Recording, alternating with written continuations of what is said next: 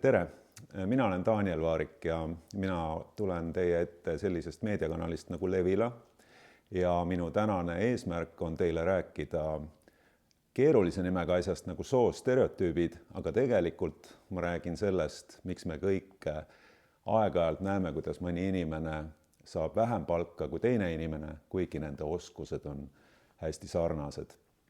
Ja ma räägin põhimõtteliselt 3 põhjusest, miks ka teie võite tulevikus erinevat palka saada ja neil 3 põhjusel igal ühel on ka täiesti erinevad lahendused. Ja ma alustan sellest, et ma eile olin Tartus ja ma läksin mööda sellisest kohast nagu Tartu Tähetorn. Ja mul oli meeles, et ma pean seda loengut täna ja ma vaatasin seda Tähetorni ja mul tuli meelde, et see oli minu esimene elutöökoht. Ja selle töökoha ma sain niimoodi, et seal oli üks asutus kunagi, kui ma olin hästi noor, ma ei mäleta, ma olin võib-olla 18 näiteks, ja see asutus otsis programmeerijat endale. Ja nüüd pange tähele, et ma tegelikult väga ei osanud programmeerida. Ma läksin sinna konkursile ja ma teadsin paari asja programmeerimisest. Teadsin, kuidas mälus asub, ma ei tea, 2-bitine arv või midagi taolist. Ja kuidagi mul õnnestus konkursile minna nagu täiesti enesekindlalt, ma läksin sinna konkursile kohale, ma juhtumisi sain ära siduda selle küsimuse vastuse selle oma vähese teadmisega ja siis ma kuulsin, kuidas üks konkurssi läbiviija, üks inimene ütles teisele, et selle võtame. Ja ma saingi tööle programmeerijana, aga nali on selles, et ma tõesti ma olin väga väheste oskustega programmeerija ja muidugi ma ise uskusin, et ma õpin siis, kui mul töökoht käes on, et siis ma õpin programmeerima hästi ruttu ja kõik uksed on minu ees tulevikus lahti. Aga see programmeerimine oli ikka kole keeruline minu jaoks tol ajal, eriti sellepärast, et ma käisin tegelikult veel päevasel ajal koolis ka. Ja siis ühel päeval, kui ma olin seal suhteliselt viljatult proovinud programmeerida mõnda aega, tuli meie ülemus ukse peale ja küsis, et hei, et mul on siin üks hea pakkumine, et meil on siin hästi palju arvutustehnikat, et meil on järgmised mingi pool aastat vaja öövalvurit siia. Ja sellel oli ka päris hea tasu. Siis ma tõstsin kohe käe püsti ja ütlesin, et olgu, et ma olen nõus olema see öövalvur. Ja ma olin selle töökohaga päris rahul, aga ma olen kogu aeg mõelnud, et miks ma võtsin vastu töökoha, mida ma tegelikult ju teadsin, et ma ei oska teha, ma ei oska seda tööd teha. Ja edasises elus ma tegelikult jätkasin sellist asja. Ma mäletan, et ma õppisin siis ajakirjanikuks ja ma olin hästi noor ikkagi jätkuvalt, ma olin 2. kursuse üliõpilane. Ja siis ma nägin kuulutust ülikoolis seina peal, kus oli kirjas, et otsime hästi võimekat sellist uuriva ajakirjanduse huvidega inimest Eesti Ekspressi uuriva ajakirjanduse toimetusse. Ja ma mõtlesin absoluutselt kohe, ma olen see võimekas tüüp, et ma lähen sinna kohale ja muidugi tuli välja, et ma olingi vist 1-2 inimesest, kes sinna läks ja ma hopsti olin seal uuriva ajakirjanduse toimetuses. Ja jälle mitte midagi ei osanud eriti. Ma olen hiljem oma lugusid lugenud, neil ei olnud mitte midagi viga, aga nad ei olnud uuriv ajakirjandus. See oli selline ajakirjanduse tipptase üldse olla uuriv ajakirjanik. Ja ma ütleks nii, et ikkagi päris mitmeid kordi ma tegin täpselt sama asja. Lõpuks ma sain tööle valitsuse kommunikatsioonibüroo juhiks, valitsuse nõunikuks.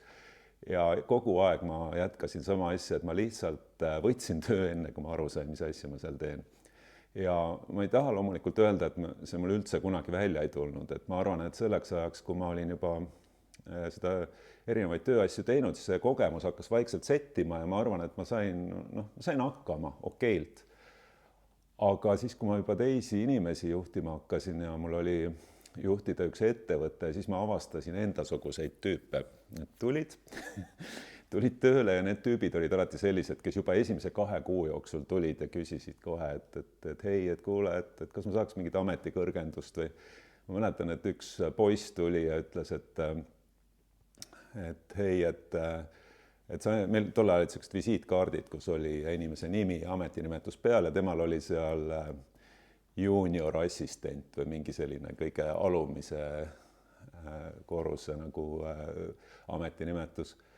ja siis ta ütles, et kuule, et kas saaks visiitkaardi peal vähemalt panna, et ma olen konsultant. Et ta juba mõtles, kuidas nagu parem välja näha, kuidas saada nagu sisuliselt parem töö. Ja hiljem mul oli järgmine ettevõte, kus ma olin ise osanik, seal ma vaatasin alati sama muster. Tulevad mingid tüübid, paari kuu pärast juba küsivad, et kas saaks natuke palgalisa. Ja selleks ajaks ma nagu nägin, et need olid enamasti poisid, mehed. Ja siis ma hakkasin mõtlema, et asi ei ole ju nagu nii palju sugudes, vaid on mingisuguses enesekindluses, mingisugustes omadustes, mis tulevad inimestel, aga millegipärast kipub olema see enesekindlus nagu just poistel. Et nad arvavad kohe, et ma saan selle tööga hakkama. Et ma tean, et mu vanaemal oli selline vanasõna, et annab Jumal ameti, annab ka mõistuse. Ma vaatasin järele, see on tõesti vanasõna raamatus olemas.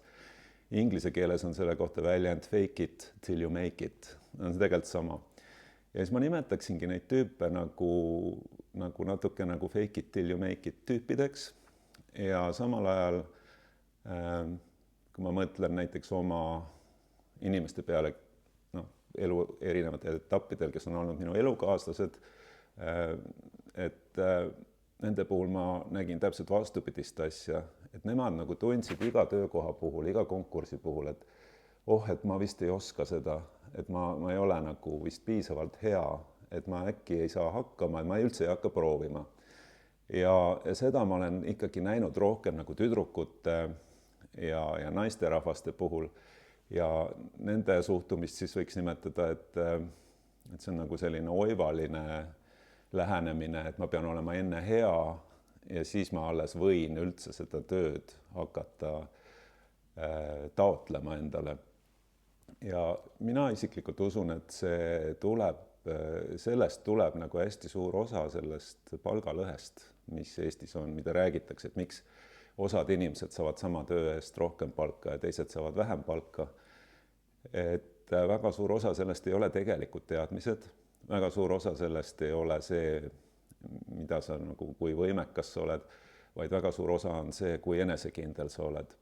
Ja ma ei taha öelda, et nüüd üks on parem kui teine, sest enesekindlusel, liigsel enesekindlusel on kindlasti omad probleemid. Et me teame väga ebakompetentseid juhte, kes lähevad kuskile nii-öelda, selle kohta öeldakse, nad kukuvad kogu aeg ülespoole, et kui nad ühes kohas hakkama ei saa, nad on nii enesekindlad, nad võtavad kohe järgmise töö ja kuna vaadatakse, et nad juba on olnud kuskil, et siis mõeldakse, et ta tegelikult saab hakkama, tegelikult ei saa.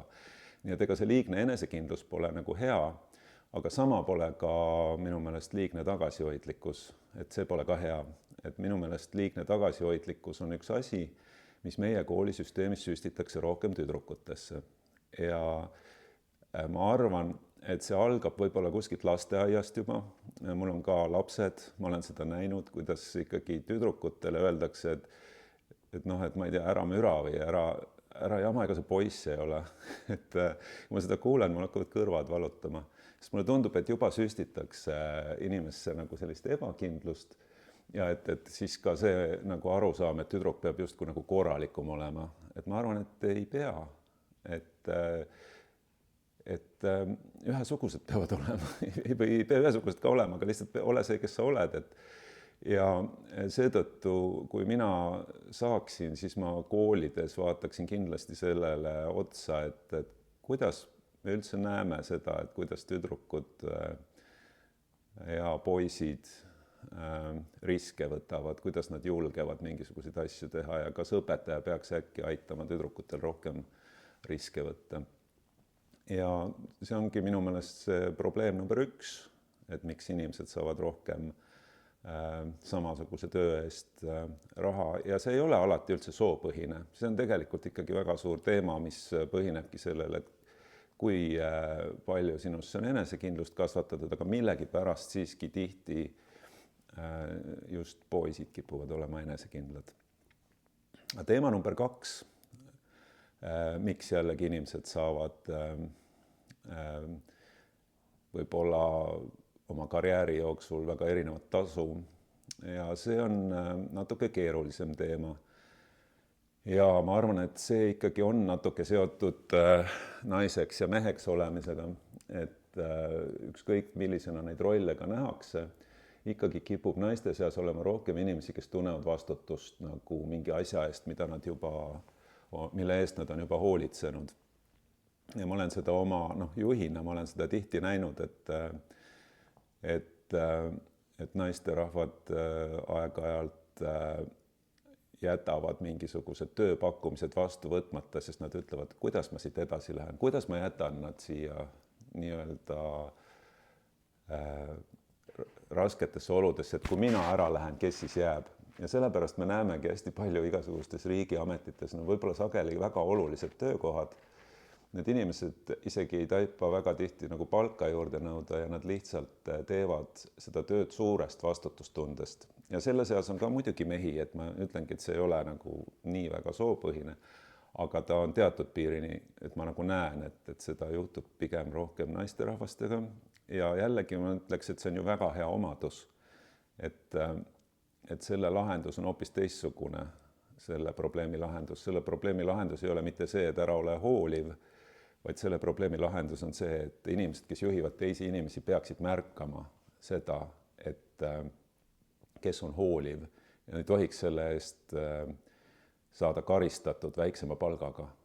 Et see on nagu väga tähtis asi, et ma arvan, et kui teie ka kunagi hakkate kedagi juhtima, et te siis märkate, et see, et keegi ei liigu mööda karjääriredelit üles kogu aeg ja ei proovi teistest kogu aeg parem olla ja ei jookse kogu aeg järgmisse töökohta, et see on suur väärtus, mille eest peaks ka andma ikkagi tasu piisavalt. Ja see ei ole enam inimese enda seest tulev probleem, vaid see on see, kuidas meie näeme teisi inimesi. Ja siis kolmas koht on selline lõksu koht, et see lõks on siis selline, et vahel mõni inimene on mõnel tööl väga hea, et sa lähed kohe esimesse töökohale, näiteks oled kuskil sekretär, büroojuht, see on nagu sageli palju tähtsam töö, kui see välja paistab, sest need inimesed hoiavad võib-olla väga suuri organisatsioone koos üldse, et seal midagi toimuks. Aga ta on selles töös nii hea, et keegi ei julge teda sealt nagu edutada. See öeldakse, kui me temale anname mingisuguse järgmise töökoha, kes siis teeb seda head tööd. Et kes kogu selle asja meil koos hoiab, kui temast saab mingisugune osakonna juhataja. Ja see on nüüd jälle üks asi, kus võib-olla ei ole sugu nii tähtis, vaid on jällegi see nagu märkamine nii tähtis, et me peame ikkagi olema valmis andma headele inimestele ka järgmisi töökohti, kui nad lihtsalt jäävadki sinna lõksu, et nad teevad seda kõige esimest tööd liiga hästi, siis meil võib-olla jäävad mitmed talendid märkamata. Nii et võtaks kokku 3 asja. Esiteks, enesekindlus, see on see, mida teie saate kindlasti endas kasvatada, üksteist toetades seejuures. Et väga oluline märgata teiste inimeste tugevusi ja sellest neile teada anda. Ma arvan, et seda saab kool parandada, seda saab lasteaed parandada, et märgata, et kui inimene on ebakindel, siis suurim kingitus, mis te saate talle teha, on see, et ta ebakindlust vähendada, julgustada teda. Ja samuti ma julgustaksin tüdrukuid võib-olla rohkem olema fake it till you make it mõttes ja poisse vahel mõtlema sellele, et see fake it till you make it, et see võib-olla võib ka liiga kaugele minna, et vahel te võtate tõesti vastu äkki töö, mida te üldse ei oska, sest te arvate, et see kõik lihtsalt juhtub. Ma ei arva, et see on ainult halb, aga ma ühesõnaga julgustan neid, kes arvavad, et nad ei ole piisavalt head veel, siiski osalema konkurssidel ja panema ennast teistega kõrvuti ja vaatama, mis siis saab. Ja teine punkt on see, et hoolitsemine peab olema hästi tasutud ja samuti märgatud. Ja kolmas punkt on see, et kui keegi midagi väga hästi teeb, siis see võib-olla ei ole ainus asi, millest ta hea on. Andke talle ka uusi võimalusi. Aitäh, et kuulasite ja vaatasite. Ja enne kui te lähete, võite ennast proovile panna ka selles soo teemalises Kahootis, mille QR-koodi leiate siit ekraanilt.